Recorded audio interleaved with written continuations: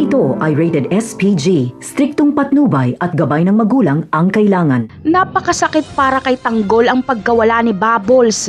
Patunay lang ito na kahit gaano siya katapang ay hindi pa rin ito sapat para maprotektahan niya ang kanyang mga mahal sa buhay. Kaya desidido si Tanggol na magpayaman dahil ito lang ang magbibigay ng proteksyon sa mga taong importante sa kanya. Pareho kasing namatay si Bubbles at Mokang dahil sa kahirapan.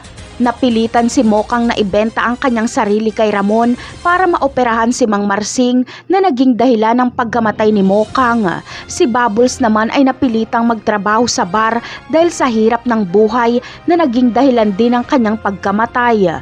Ang masaklap pa para kay Tanggol ay si David pa ang pumatay kay Bubbles. Kaya kakalimutan na ni Tanggol ang pagbabagong buhay at paghaharian niya na ang Quiapo.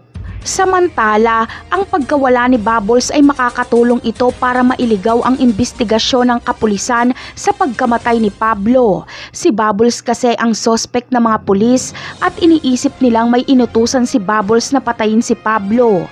Pero ngayon wala na si Bubbles ay wala nang makakapagturo kay Tanggol.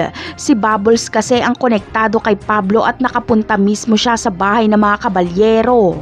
Ngunit ang tanong ng marami, ano na kaya ang mangyayari kay David? Tutuluyan kaya siya ni Tanggol? Ano kaya ang magiging reaksyon ni Ramon kapag umuwi si Bullet nang hindi kasama si David at ibalita nitong patay na si Jesus? At ano kaya ang magiging reaksyon ni Olga kapag ipakita sa kanya ni Bullet ang larawan ng pinaslang nilang si Samantha?